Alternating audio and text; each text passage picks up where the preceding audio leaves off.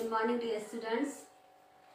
मैं डॉक्टर गीता भैजई महाविद्यालय भैजई से इकोनॉमिक्स की क्लास बीए सेकेंड ईयर के स्टूडेंट्स के लिए लेकर आई हूँ।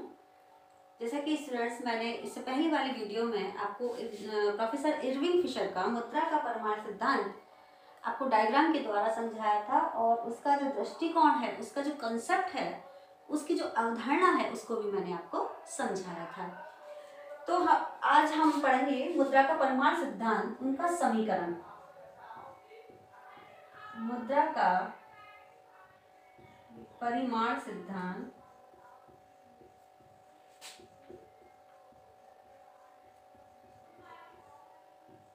किसका? प्रोफेसर इरविंग फिशर का।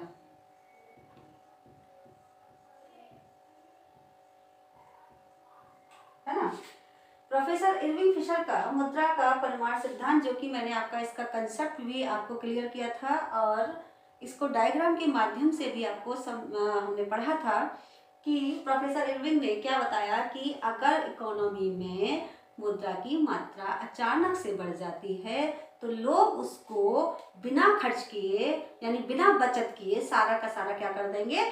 खर्च कर देंगे। और ऐसा करने पर जब वो बिना बचत किए हुए सारा का सारा खर्च कर देंगे तो क्या होगी? डिमांड बढ़ जाएगी। डिमांड बढ़ने से क्या होगा? कीमत स्तर बढ़ जाएगा और जो मुद्रा की क्रय शक्ति है, मुद्रा की वैल्यू है, वो जस्ट क्या रह जाएगी? आधी रह जाएगी। तो इसका मतलब यहाँ पर इन्होंने इरविंग फिशर ने दो चीज बताई हैं कि क्या बताया है कि मुद्रा की मात्रा में और कीमत स्तर में क्या होता है? आनुपातिक संबंध पाया जाता है ना? मुद्रा की मात्रा और कीमत स्तर, मुद्रा की मात्रा में और कीमत स्तर में क्या पाया जाता है? क्या पाया जाता है?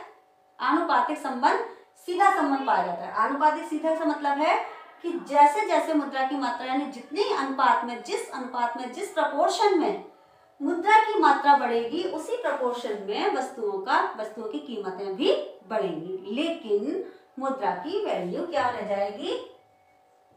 मुद्रा की वैल्यू या मुद्रा की क्रय शक्ति क्या रह जाएगी? आधी रह जाएगी, जस्ट आधी रह जाएगी। ओके स्टूडेंट्स, तो इतना तो हमने समझ लिया था, डायग्राम के माध्यम से भी हमने समझा था। अब हम इनके समीकरण के माध्यम से समझते हैं। स्टूडेंट्स, इन्होंने शुरू में समीकरण दिया था एम बी बराबर पीटी। ओके स्टूडेंट्स, शुरुआती जो समीकरण था उनका वो था एम बी बराबर पीटी। एम का मतलब है यहाँ पर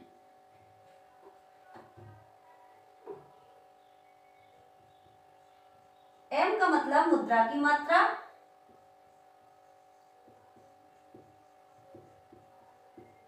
ओके स्टूडेंट्स। बी का मतलब मुद्रा का चलन वेग,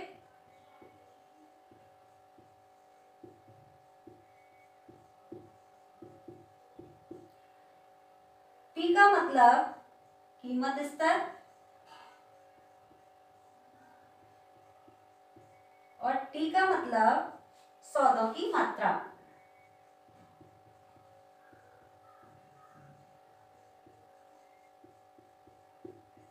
है ना?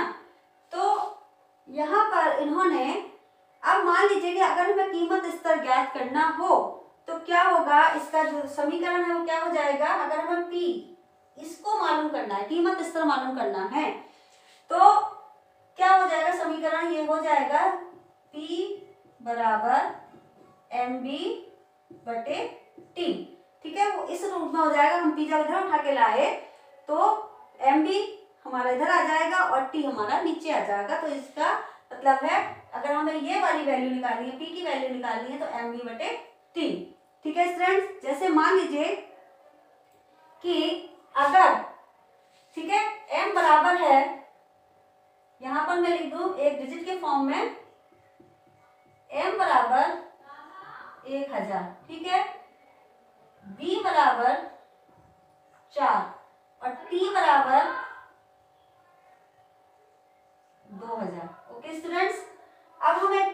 की वैल्यू निकालनी है तो क्या हो जाएगा, अब हमें इसे सारे डिजिट को हमें इसमें रख देना है समीकरण में। P बराबर m कितनी है 1000 गुणा 4/2000। ओके स्टूडेंट्स, तो कीमत इस तरह क्या निकल के आएगा, जैसे 2 3 जीरो से 3 जीरो कट गए, 4 एकम 4, 4/2, 2 एकम 2 बराबर कितना, 2 एकम 2, 2 दूनी 4 बराबर आंसर कितना आया 2।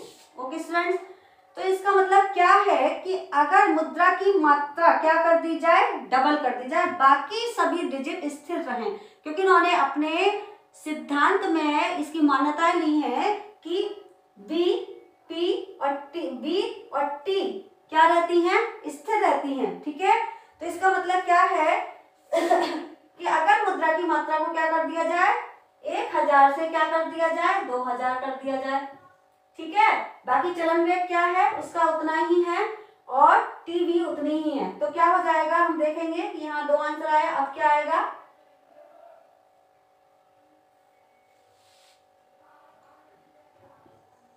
P बराबर 2000 गुणा 4/2000। ओके स्टूडेंट्स, तो देखिए 3 जीरो से 3 जीरो कट गए, तो 2 से 2 कट गया, क्या रह गया 4। इसका मतलब क्या है कि जैसे ही मुद्रा की मात्रा क्या हुई 1000 से 2000 हुई, वैसे ही कीमत स्तर भी क्या हो गया, जस्ट डबल हो गया। पहले 2 था और अब 4 हो गया। तो इसका मतलब कि जैसे जैसे मुद्रा की मात्रा में जिस अनुपात में वृद्धि होती है, उसी अनुपात में कीमत स्तर भी क्या हो जाता है, डबल हो जाता है। यानी आनुपातिक संबंध हमने यहाँ देखा कि किस तरह से आनुपातिक संबंध दोनों में पाया जाता है, M में और P में। ओके स्टूडेंट्स, अब देखिए कुछ लोगों ने इसकी आलोचना की, है ना। आलोचना किस रूप में हुई कि लोगों ने कहा कि लोगों जो मुद्रा होती है इकोनॉमी में, या लोगों के पास जो मुद्रा होती है वो साफ मुद्रा के रूप में भी होती है। जरूरी नहीं है कि वो सारी की सारी कैश हो, है ना। कैश के अलावा भी लोगों के पास क्या होता है, हुंडी होती है, बिल होते हैं, चेक होते हैं। तो इन सब चीजों को हम मुद्रा में कन्वर्ट कर सकते हैं। एक निश्चित प्रोसेस के माध्यम से हम इन्हें मुद्रा में क्या कर सकते हैं, कन्वर्ट कर सकते हैं। ओके स्टूडेंट्स, अभी हमें किसी ने चेक दिया तो हम उसे बैंक में जाकर क्या कर सकते हैं, इसको हम कैश करा सकते हैं। तो ऐसे जैसे बिल है, चेक है, हुंडी है, इन सबको हम एक प्रोसेस के माध्यम से क्या कर सकते हैं, उसको हम कैश में कन्वर्ट, रुपए में कन्वर्ट, पैसे में कन्वर्ट करा सकते हैं। तो इसका मतलब ये हुआ कि यहाँ पर लोगों ने कहा कि मुद्रा जो है वो कैश के रूप में नहीं होती, लोगों के पास कुछ साख के रूप में भी होती है, बैंकों में भी उसकी मुद्रा होती है, साख के रूप में भी होती है। तो इसका मतलब उन्होंने फिर इरविंग फिशर ने एक नया संशोधित समीकरण हमारे सामने लाए, और वो संशोधित समीकरण क्या है स्टूडेंट्स, वो है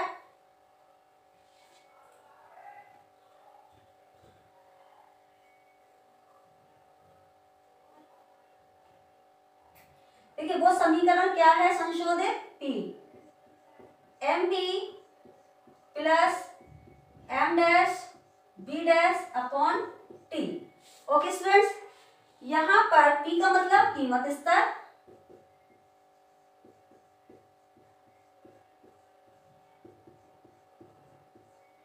M का मतलब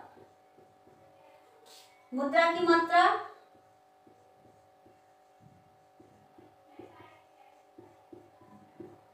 ओके स्टूडेंट्स, B का मतलब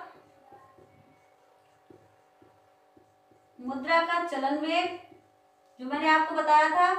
चलन वेग क्या होता है कि जितनी मुद्रा होती है वो एक निश्चित समय अवधि में कितने लोगों के हाथों से गुजरी, यानी उसका लेन देन कितनी बार हुआ। ठीक है, तो वो मुद्रा का चलन वेग है। M डैश का मतलब है साख मुद्रा, हुंडी है, आपकी चेक है ये। ओके स्टूडेंट्स, और B डैश का मतलब है साख मुद्रा का चलन वेग।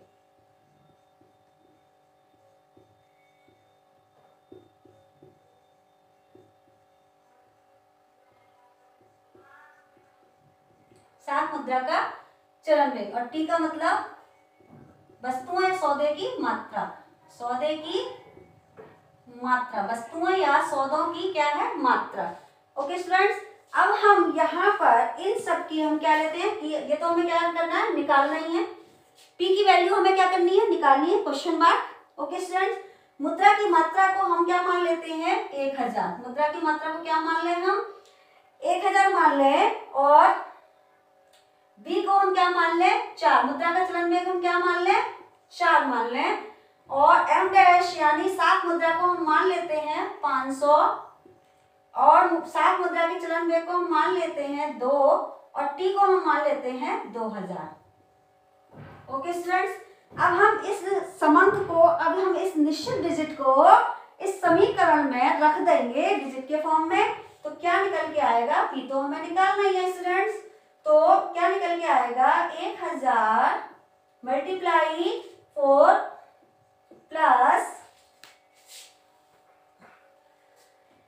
एम डैश कितनी है 500 मल्टीप्लाई गुणा कितने, चला साख मुद्रा का यानी एम डैश, बी डैश क्या है 2। ओके स्टूडेंट्स, और टी क्या है हमारी 2000। ओके स्टूडेंट्स, अब देखिए 4 से 1000 को मल्टीप्लाई करेंगे, सिंपल से मैं आपको सिंपल फॉर्म में बता रही हूँ। 4 से जब 1000 को क्या करेंगे, मल्टीप्लाई करेंगे, तो क्या आ जाएगा स्टूडेंट्स, 4000 आ जाएगा, प्लस 500 को 2 से करेंगे तो 2 पंजे 10, 1000 आ जाएगा स्टूडेंट्स, बटे 2000, है ना। ये P यहाँ लिखा जाएगा, P बराबर। अब देखिए स्टूडेंट्स क्या होगा, 4000 और 1000 कितने हो गए, 5000। 4000 प्लस 1000 कितने हो गए, 5000 बटे 2000। अब देखिए स्टूडेंट 3 0 से 3 0 कट गए, शॉर्ट फॉर्म क्या आ गई है, वो हमारी P बराबर आ गया 5 बटे 2।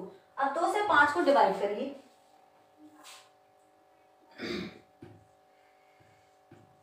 2 दूनी 4 बचा 1, ठीक, पॉइंट लगाकर क्या बढ़ा लिया, 0 बढ़ा लिया। अब 2 पंजे 10, 2.5, यानी जो P की वैल्यू आई वो आई 2.5। ओके स्टूडेंट्स, इसका मतलब क्या हुआ कि जैसे जैसे मुद्रा की मात्रा बढ़ती है वैसे वैसे कीमत स्तर भी क्या हो जाता है, बढ़ जाता है। देखिए स्टूडेंट्स यहाँ पर 2.5 आया, अब आप जस्ट मुद्रा की मात्रा को क्या कर दीजिए, डबल कर दीजिए, तो आंसर भी आपका क्या आएगा, जस्ट डबल आएगा। ओके स्टूडेंट्स, आज की क्लास में इतना ही। मुझे लगता है कि जो इरविंग फिशर का जो मुद्रा परिमाण सिद्धांत का जो दृष्टिकोण था, जो अवधारणा थी, वो मैंने आपको डायग्राम के माध्यम से, उसके समीकरण के माध्यम से, डिजिट के फॉर्म में, हर तरह से मैंने आपको समझाया है स्टूडेंट्स। आई होप कि आपको सभी चीजें क्लियर हो गई होंगी। अब नेक्स्ट क्लास में हम लेकर आएंगे कैम्ब्रिज संप्रदाय का जो दृष्टिकोण है, उसके साथ मिलेंगे स्टूडेंट। ओके।